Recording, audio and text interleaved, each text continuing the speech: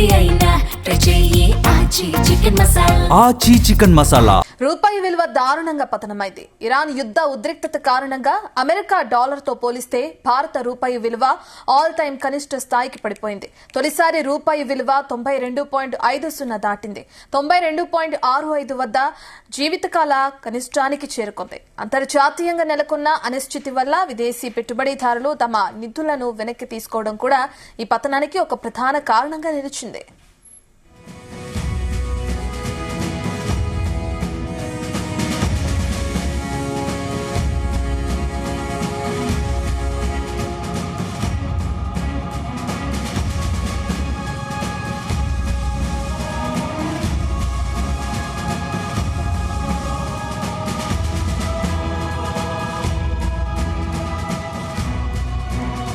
మనం చూస్తున్నాం ఇప్పటికే నెలకొన్న యుద్ధ వాతావరణం కారణంగా ప్రధానంగా రూపాయి విలువ ఏ విధంగా అయితే పడిపోతుందో కూడా చూస్తున్నాం. దీంతో పాటు మార్కెట్ విలువ కూడా తగ్గుతూనే వస్తుంది. అనేకమైన ఇబ్బందులు కూడా తలెత్తుతూనే ఉన్నాయి. దీనికి సంబంధించిన పూర్తి డీటెయిల్స్ ని మా స్టాక్ మార్కెట్ ఎక్స్పర్ట్ జీవి సత్యనారాయణ అందిస్తారు. సత్యనారాయణ గారు నమస్తే అండి. రూపాయి విలువ పడిపోవడం మనం చూస్తున్నాం, ఎలా చూడొచ్చు దీన్ని? నమస్తే రత్న. ఓకే, రూపాయి విలువ ఆల్ టైమ్ లోకి రావడం జరిగింది. ఇవాళ షార్ట్ కవరింగ్ అనొచ్చు. ఇవాళ శుక్రవారం, Friday, BSc, Sensex, weekly, futures opening day. నిన్న వరకు బాగా పడింది ఏదైతే ఉందో 3 రోజులు పెరిగి నిన్న ఒక రోజు బాగా పడటం జరిగింది. ఇవాళ షార్ట్ కవరింగ్ అనుకోవచ్చు. రెండోది, ఈ ఇజ్రాయెల్ ఇరాన్ యుద్ధం ఏదైతే ఉందో, ఈ హర్ముజ్ ఏదైతే ఉందో అక్కడ మళ్ళీ తెరవటానికి, అంటే ఆ రూట్ క్లియర్ చేయటానికి ఈ కర్గ్ ద్వీపంపై సైనిక ప్రత్యామ్నాయాలు ట్రంప్ పరిశీలిస్తున్నారు. ఇది న్యూస్ అన్నమాట. దాంతో ఈ రోజు మార్కెట్లు కొంచెం పాజిటివ్ లోకి రావడం జరిగింది. మళ్ళీ పొద్దున్నే వచ్చింది, షార్ట్ కవరింగ్ అనుకోవచ్చు. లేకపోతే ఈ న్యూస్ మార్కెట్ కి తీసుకోవడం జరిగింది. తీసుకొని కొంచెం పాజిటివ్ లోనే, అంటే ఇప్పుడు నిఫ్టీ ఉంది, నిఫ్టీ 112 పాయింట్లు పెరగడం జరిగింది. మన బిఎస్సి, సెన్సెక్స్ 325. అన్ని సెక్టార్లు, బ్యాంకింగ్ సెక్టార్ మాత్రం కొంచెం మైనస్ లోనే 24 పాయింట్లు మైనస్ లో క్లోజ్ అవడం జరిగింది. ఐటీ సెక్టార్ మాత్రం బాగా ప్లస్ లో క్లోజ్ అవడం జరిగింది. 620 పాయింట్లు ఐటీ సెక్టారు. ఇక మిడ్ క్యాప్ అవన్నీ కూడా 114, 40. బ్యాంక్ నిఫ్టీ ఓన్లీ 40 పాయింట్లు, అంటే నిఫ్టీ 200. బిఎస్సి బ్యాంక్ నిఫ్టీ మాత్రం 24. మనది నిఫ్టీ మైనస్ లో ఉంది, కానీ బిఎస్సి బ్యాంక్ నిఫ్టీ మాత్రం 40 పాయింట్లు ప్లస్ లోనే ఉండటం జరిగింది.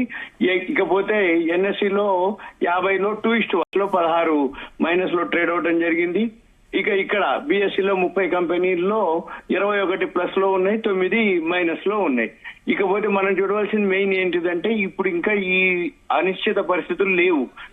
అనిశ్చిత పరిస్థితులు ఇంకా క్లియర్ కాలే, అలానే ఉన్నాయి. ఈ జలసంధి మళ్ళీ ఓపెన్ కనుక అయితే కొంచెం క్రూడ్ ఆయిల్ తగ్గే అవకాశాలు ఉన్నాయనే ఉద్దేశంతో పొద్దున మార్కెట్ లో రికవరీ అవడం జరిగింది. మళ్ళీ ఇప్పుడు అంటే 1.5% ప్లస్ లో ఉంది. అంటే బ్రెంట్ ఆయిల్ ఏదైతే ఉందో $110 ట్రేడ్ అవుతుంది. ఇవాళ గుడ్ న్యూస్ ఏంటంటే గోల్డ్, సిల్వర్ అవన్నీ పాజిటివ్ అన్నమాట. గుడ్ న్యూస్ అవన్నీ కూడా కొంచెం పాజిటివ్ లోనే ట్రేడ్ అవుతున్నాయి. పొద్దుటికి ఇప్పటికి 1.5% ఇప్పుడు గోల్డ్ ఉంది, ఒక 2000 దాకా పెరిగింది. ఇప్పుడు 1800 చిల్లర్లో ప్లస్ లో ఉంది. సిల్వర్ కూడా అంతే, సిల్వర్ కూడా 1500 అట్లా పాజిటివ్ లో ఉంది అనమాట. అంటే మనం ఎంతసేపటి గమనించవలసింది ఏంటిది, ఇక గోల్డ్, సిల్వర్ పాజిటివ్ లోనే ఉంది, బ్రెంట్ ఆయిల్ పాజిటివ్ లోనే ఉంది. జనరల్ గా షేర్ మార్కెట్ పడ్డప్పుడు ఈ సిల్వర్, గోల్డ్ పెరగాలి. అయితే నిన్న అది పడింది, ఇది పడింది. నిన్న గోల్డ్, సిల్వర్ బాగా పట్టడం జరిగింది. మన మార్కెట్లు కూడా బాగా ఫాలో అవడం జరిగింది. ఇవాళ కొంచెం రికవరీ అయింది. అయితే మనం గమనించవలసింది ఏంటంటే, రేపు ఎల్లుండి సెలవు, అంటే శని ఆదివారం సెలవు. ఈ హర్ముజ్ జల్సంది కనుక ఓకే అయ్యి పాజిటివ్ లో ఉంటేనో నో ప్రాబ్లం, మళ్ళీ కొంచెం మండే కూడా మామూలుగా మంచిగా ఉండొచ్చు. లేదు అనుకుంటే మళ్ళీ స్టార్ట్ అవుతుంది అన్నట్టు. అంటే ఇది ఏం జరుగుతుంది, ఏముంటది అనేది. అయితే మళ్ళీ ఇప్పుడు ఇంకో న్యూస్ ఏంటంటే, ఈ ప్రీమియం పెట్రోల్ ధర ₹2 పెంచడం జరిగింది. సాధారణ పెట్రోల్ మాత్రం అలానే ఉంచడం జరిగింది. ఇప్పుడు అంటే ఏం జరుగుతుంది, మళ్ళీ క్యూలు కట్టేస్తారు. అంటే ఇప్పటిదాకా గ్యాస్ ఒకటే ఎఫెక్ట్ ఉండే, ఇప్పుడు పెట్రోల్ కూడా పెంచేటప్పటికి కొంచెం మళ్ళీ మార్కెట్ మీద ఎఫెక్ట్ పడుతుంది అన్నట్టు. ఎందుకు అంటే ఈ క్రూడ్ ఆయిల్ మనకి రష్యా నుంచి ఓకే తెచ్చుకోవచ్చు అనేది ఉంది. మన ఈ హర్ముజ్ జల్సంధి నుంచి కూడా మన నౌకలు బయలుదేరిన అనేది కూడా ఓకే అయింది. కానీ రావడం లేటు. ఈ లేట్ తోటి వచ్చే నెల ఎలక్షన్స్ ఉన్నాయి. కానీ నా ఉద్దేశంలో అసలు క్రూడ్ ఆయిల్ రాలేదు కాబట్టి మన పెట్రోల్ డీజిల్ పెంచరేమో అని అనుకున్నాం, ఎందుకంటే వచ్చే నెల ఎలక్షన్స్ ఉన్నాయి కాబట్టి ఎలక్షన్స్ తర్వాత. కానీ ఈ రోజు ఒక ₹2 పెంచడం జరిగిందని అనౌన్స్ చేయడం జరిగింది. ఇక దాన్ని బట్టి అప్పుడు కనుక ఇలానే యుద్ధాలు కనుక ఇంకా కనుక సాగితే ఇప్పుడు ఈ క్రూడ్ ఆయిల్ ఏదైతే ఉందో ఇప్పుడు $110, మొన్న 119.21 వరకు జరగడం జరిగింది. మళ్ళీ ఇప్పుడు అంటే ఇది ఇలానే కనుక కొనసాగితే మాత్రం ఆటోమేటిక్ గా మళ్ళీ ఈ పెట్రోల్ డీజిల్ కూడా పెంచే అవకాశాలు ఉంటాయి. మళ్ళీ వచ్చే నెల ఎలక్షన్స్ అయిపోయిన తర్వాత మళ్ళీ ఇంకా ఎంత పెంచుతారు అనేది దాన్ని బట్టి ఎప్పటికప్పుడు అంతకుముందు మాదిరి పొద్దున్నే 6 గంటలకి పావలా 20 పైసలు 30 పైసలు అట్లా పెంచడం అనేది ఉండే. ఇప్పుడు ఇవాళ మాత్రం ఇప్పుడు ప్రీమియం పెట్రోల్ మాత్రం ₹2.35 పెంచడం జరిగింది. ఇప్పుడే లేటెస్ట్ న్యూస్, ఇంకా పేపర్ కి రాదు, రేపొద్దుటికి వస్తుంది. అయితే హెచ్పిసిఎల్ వాళ్ళు పెంచడం జరిగింది. మామూలు పెట్రోల్ మాత్రం అలానే ఉంది. ఇకపోతే ఈ ప్రీమియం పెట్రోల్ ఏంటంటే 3 రకాలు ఉంటది అన్నట్టు. సాధారణ petrol, premium petrol, high octane premium అని 3వ రకం. ఈ 3 రకాలు ఉంటాయి పెట్రోల్లో. అయితే బాగా ఇంజిన్ మంచిగా పనిచేయడానికి ఎక్కువ మంది ఏంటంటే సేఫ్టీ అంటే బండి మంచిగా బాగా పనిచేయటానికి ఇంజిన్ పనితీరు బాగుండాలనుకొని వాళ్ళు ఎక్కువ శాతం అది అంటే మైలేజ్ కోసం అనుకోండి అది ఎక్కువ ప్రీమియం పెట్రోల్ ఉపయోగిస్తారు. అయితే ఇప్పుడు మళ్ళీ దాంతో పాటు హై యాక్టిన్ అని ఇంకోటి ఉంటుంది ప్రీమియం పెట్రోల్. అంటే జనరల్ గా వాడతారు అనమాట అవి. అంటే బండ్లలో 2 వీలర్స్ కార్లు వాడే వాళ్ళు కొంచెం BPCL speed, HPCL power, IOCL వాళ్ళు ముగ్గురు కూడా ఈ పెట్రోల్ సెల్ చేస్తుంటారు. అయితే మామూలు పెట్రోల్ కి ఆ పెట్రోల్ ఏంటంటే కొంచెం క్వాలిటీ ఉంటుంది అన్నట్టు, కన్సంప్షన్ కానీ లైఫ్ ఎక్కువ రావటం జరుగుతుంది. దాన్ని ఇప్పుడు పెంచడం జరిగింది. ఇప్పుడు అది పెద్దగా ఎఫెక్ట్ పడదు, ఎందుకంటే అందరు ఎక్కువ శాతం మామూలు పెట్రోలే వాడతారు. కాకపోతే ఏంటంటే ప్రీమియం పెట్రోల్ వాడే వాళ్ళు కొంచెం ఎఫెక్ట్ ఉంటుంది. ఇప్పుడు ప్రీమియం పెట్రోల్ పెంచారంటే మరి మామూలు పెట్రోల్ మళ్ళీ కూడా పెంచే అవకాశాలు ఉంటే కూడా ఉండొచ్చు. అయితే మళ్ళీ అమెరికా F-35 అంటే వీడియో ఒకటి రిలీజ్ చేయడం జరిగింది. ఎవరు మన ఇరాన్ వాళ్ళు.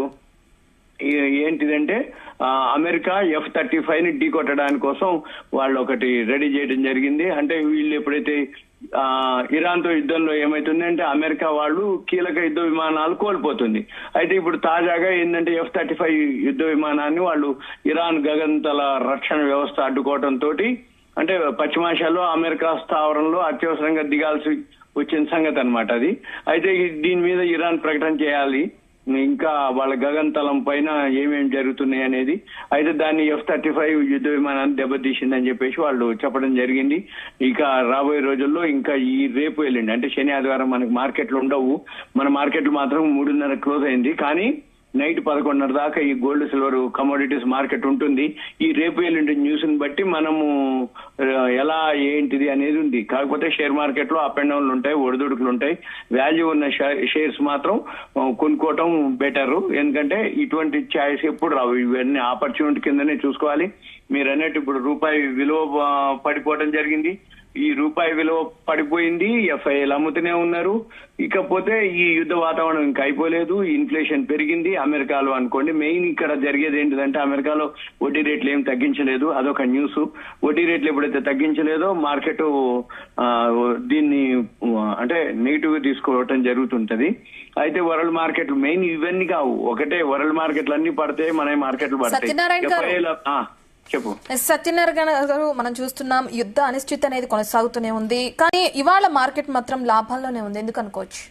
ఇదే శుక్రవారం ఇవాళ వీక్లీ ఓపెనింగ్ డే.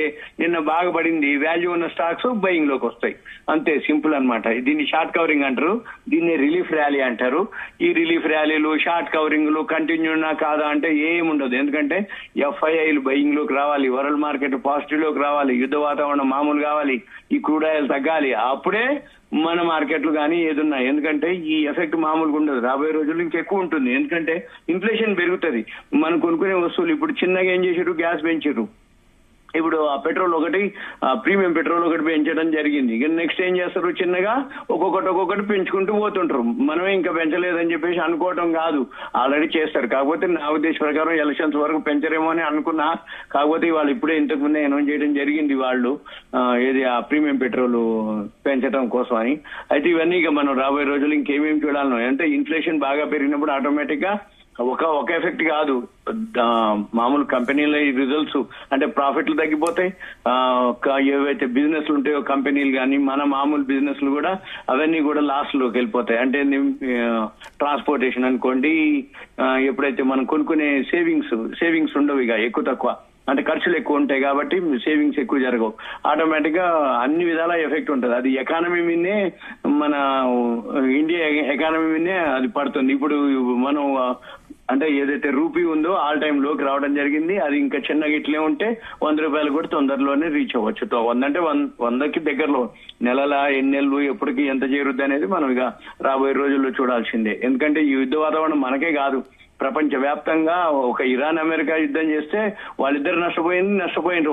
వాళ్ళిద్దరు నష్టపోకుండా మిగతా వాళ్ళు ఇప్పుడు ఏమైంది, రష్యా వాళ్ళు ఎంటర్ అవ్వటం, ఇప్పుడు ఏవైతే ఈ ప్రపంచ దేశాలన్నిటికీ ఈ క్రూడ్ ఆయిల్ గ్యాస్ సప్లై తోటి అవి సప్లై కాకపోవటం, అక్కడ ధరలు పెంచడం, షార్టేజ్ ఏర్పడటం, ఇన్ఫ్లేషన్ పెరిగేటప్పటికి ఇక ఒకటి నుంచి ఒకటి ఇక అన్ని కూడా ఆర్థిక వ్యవస్థే చిన్న భిన్నం అయ్యే అవకాశాలు ఉంటాయి. ఇక రాబోయే రోజుల్లో రిజల్ట్స్ కూడా ఉన్నాయి మనకి.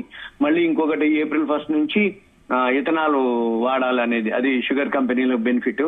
ఆ ఇథనాల్ కూడా ఇప్పుడు మనం పెట్రోల్ లో కంపల్సరీ కలుపుతారు. అది వాడటం అనేది ఇక రాబోయే రోజుల్లో ఏప్రిల్ 1 నుంచి అది అమలు. ఇంకొక 10 రోజులే ఉంది. మళ్ళీ ఏప్రిల్ 1 అంటే నెక్స్ట్ మంత్ 5 రాష్ట్రాల ఎలక్షన్స్ ఉన్నాయి. ఏప్రిల్ 1 నుంచి ఇథనాల్ వాడతారు పెట్రోల్లో. ఇకపోతే ఈ యుద్ధ వాతావరణం ఇంకా ఎన్ని రోజుల్లో జరుగుతుంది. ఇప్పటికే 21 రోజు గడిచిపోయింది. ఇది ఫిబ్రవరి 28 శనివారం, మళ్ళీ రేపు శనివారం, అంటే 3 వారాలు గడిచిపోయింది. 21 రోజు ఇప్పటికి. మరి ఇక ఎన్ని రోజులు జరుగుతుంది, వాళ్ళు ఆపేషన్లు యుద్ధం ఆగిపోతుందని అమెరికా వాళ్ళు అనటం, వీళ్ళకి చెప్పకుండానే ఇజ్రాయెల్ వాళ్ళు దాడి చేసిరు అనటం, ఇప్పుడు ఖతార్ మీద దాడి చేసిరు అనటం, ఇలా ఎప్పటికప్పుడు ఏం జరుగుతుందో తెలియదు మనకి. ఎప్పటికప్పుడు ఆ న్యూస్ ని బట్టే మార్కెట్లు పాజిటివ్, నెగిటివ్, న్యూట్రల్ తీసుకుంటాయి. నిన్న బాగా నెగిటివ్ అయింది, ఇవాళ కొంచెం పాజిటివ్ లోకి రావడం జరిగింది మార్కెట్లు. మళ్ళీ ఇవి మండేకి ఎలా ఉంటాయి ఏంటిది అనేది మళ్ళీ మండే మార్నింగ్ మనం ప్లాన్ చేయాల్సి ఉంటది. ఎందుకంటే ఈ ఏ రోజు ఎప్పటికప్పుడు ఏ న్యూస్ ఏమైతుందో, ఏ అనౌన్స్మెంట్ అనేది మనం గమనించాల్సిందే. ఎందుకంటే వరల్డ్ మార్కెట్లు ఫాల్లో ఉన్నాయి, ఏషియన్ మార్కెట్లు ఫాల్లో ఉన్నాయి, యూరోపియన్ మార్కెట్లు కూడా ఇప్పుడు ఫ్లాట్ గానే ఉన్నాయి అనమాట, పెద్దగా ఏం లేదు. అందుకనే మన మార్కెట్లు వాళ్ళు కొంచెం పాజిటివ్ లో, పొద్దున్న బాగా పాజిటివ్ ఉండే కానీ ఎండింగ్ వచ్చేటప్పటికి కొంచెం తగ్గిపోయింది. థ్యాంక్ యూ సత్యనారాయణ గారు.